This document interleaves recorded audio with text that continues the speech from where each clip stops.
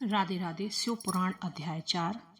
ब्राह्मण बोले, नारी सौभाग्य की बात है कि भगवान शिव की कृपा से शिव पुराण की इस वैराग्य युक्त कथा को सुनकर तुम्हें समय पर सचेत हो गई हो। ब्राह्मण पत्नी, तुम डरो मत, भगवान शिव की शरण में जाओ।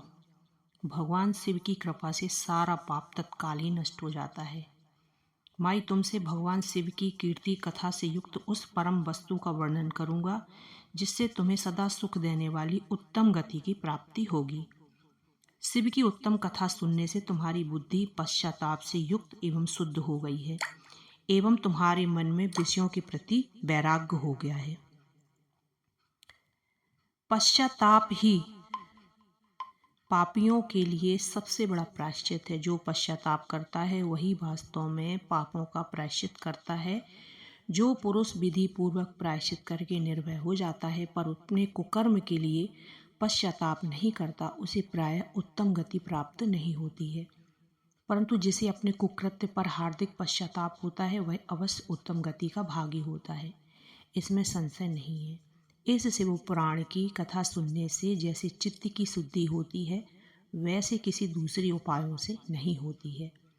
जिस प्रकार दर्पण साफ करने पर निर्मल हो जाता है, उसी प्रकार इस शिव पुराण की कथा से चित्त अत्यंत निर्मल हो जाता है।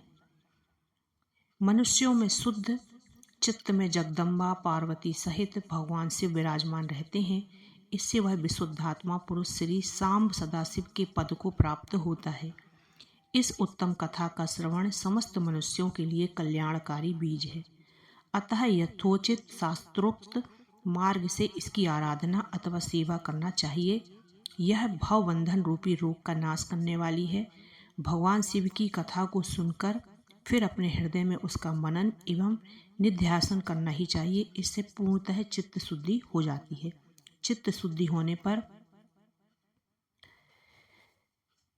महेश्वर की भक्ति अपने दोनों पुत्रों ज्ञान वैराग्य के साथ निश्चय ही प्रकट होती है। तत्पश्चात महेश्वर के अनुग्रह से दिव्य मुक्ति प्राप्त होती है, इसमें किसी प्रकार का संशय नहीं है। जो व्यक्ति मुक्ति से वंचित है उसे पशु समझना चाहिए, क्योंकि उसका चित्त माया के बंधन में आसक्त है। वह निश्चय ही संसार बंधन से मुक्त नहीं हो पाता। ब्राह्मण पत्नी, इसलिए इच्छियों से अपने मन को हटा लो और भक्ति भाव भगवान शंकर की इस पावन कथा को सुनो। भगवान शंकर की इस कथा को सुनने से तुम्हारे चित्त की शुद्धि होगी और तुम्हें मोक्ष की प्राप्ति हो जाएगी। जो निर्मल चित्त से भगवान शिव के चरण बिंदों की चिंतन करता है उसकी एक ही जन्म में मुक्ति हो जाती है। यह बात मैं तुमसे सत्य कहता हूँ। सूत जी कहते हैं, सौनक इतना कहकर वो श्रेष्ठ शिव भक्त ब्राह्मण शांत हो गए। उनका हृदय करुणा से आर्द्र हो गया था। वे शुद्ध चित्त वाली महात्मा भगवान शिव के ध्यान में मग्न हो गए। तत्पश्चात उठकर वैराग्य युक्त उत्तम बुद्धि वाली स्त्री से, जो अपने पापों के कारण आतंकित थी, उस महान शिव भक्त ब्राह्मण के समक्ष हाथ जोड़कर गदगद वाणी में बोली। चंचुला कहती है, ब्राह्मण, शिव भक्तों में श्रेष्ठ स्वामी आप धन्य हैं, परमार्थदर्शी हैं। आप सदा परोपकार में लगे रहते हैं, अतः श्रेष्ठ साधु पुरुषों में प्रणीय है। साधु, मैं नरक के समुद्र में गिरती जा रही हूँ, आप मेरा उद्धार कीजिए।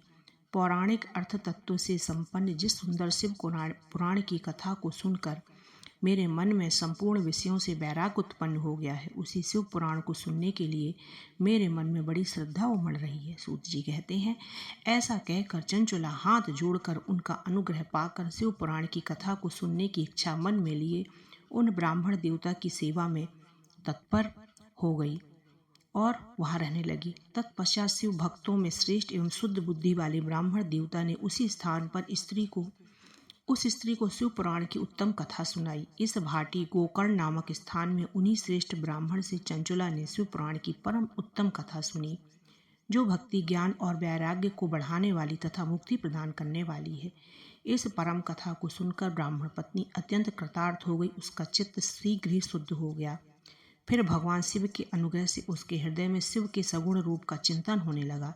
इस प्रकार उसने भगवान शिव में लगी रहने वाली उत्तम बुद्धि पाकर शिव के सच्चिदानंद स्वरूप को बारंबार चिंतन आरंभ किया। इसके पश्चात समय के समाप्त होने पर भक्ति, ज्ञान और वैराग्य से युक्त हुई चंचुला ने अपने शरीर को बिना किसी कष्ट के त्याग दिया।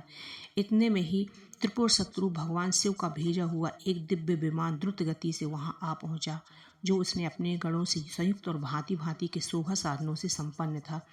चंचुला उस विमान पर आरूढ़ हुई और भगवान शिव के श्रेष्ठ पार्षदों ने तत्काल उसे शिवपुरी में पहुंचा दिया। उसके सारे मौल धूल गए थे। वह दिव्य रूपड़ी दिव्याज्ञा हो गई थी। वह दिव्य रूपड़ी उसके दिव्य अवयव उसकी शोभा बढ़ाते थे। मस्तक पर अर्धचंद्राकार का मुकुट धारण किए वह गौरांगी देवी शोभाशाली दिव्य आभूषणों से विभूषित थी। शिवपुरी में पहुंचकर उसने सनातन देवता त्रिनेत्रधारी महादेव जी का साक्षात दर्शन किया। सभी मुख्य देवता उनकी सेवा में खड़े थे। गणेश, भृंगी, नंदीश्वर तथा वीरभद्रेश्वर आदि उनकी सेवा में उत्तम भक्ति भाव से उस स्थान पर उपस्थित थे। उनकी अंग कांति करोड़ों सूर्यों की भांति प्रकाशित हो रही थी। कंठ में नील चिन्ह शोभा पाता था। 5 मुख और प्रत्येक मुख में 3-3 नेत्र थे।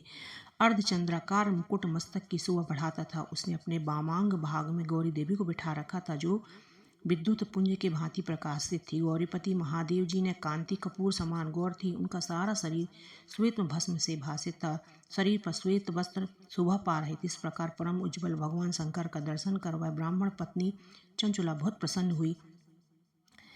अत्यंत प्रीतियुक्त होकर उसने भगवान शिव को बारंबार प्रणाम किया। फिर हाथ जोड़कर बड़े प्रेम और आनंद के साथ संतोष युक्त विनीत भाव से खड़ी हो गई। उसके नेत्रों से अश्रुधारियों की अविरल धारा का प्रवाह होने लगा। उसने भगवती पार्वती को बारंबार प्रणाम किया। फिर हाथ जोड़कर बड़े प्रेम और आनंद के साथ संतोष युक्त और विनीत भाव से खड़ी हो गई। उसके नेत्रों से आनंद अश्रुओं का अविरल धारा का प्रवाह। उसमें भगवती पार्वती भगवान शंकर ने बड़ी करुणा के साथ अपने पास बुलाया और सौम्य दृष्टि से उसकी ओर देखने लगी। भगवान पार्वती जी ने तो दिव्य रूप धारणी बिंदुक प्रिया चंचुला को प्रेम पूर्वक अपनी सखी बना लिया और वह उस परम नंद घन ज्योति स्वरूप सनातन धाम में अविचल निवास पाकर दिव्य सौख्य संपन्न अक्षय हो सुख अनुभव करने लगी। और भगवान शंकर ने उसे बड़ी करुणा के साथ अपने पास बुलाया और सौम्य दृष्टि और पार्वती जी ने दिव्य रूपी धारणी बिंदुक प्रिया चंचुला को प्रेम पूर्वक अपनी सखी बना लिया।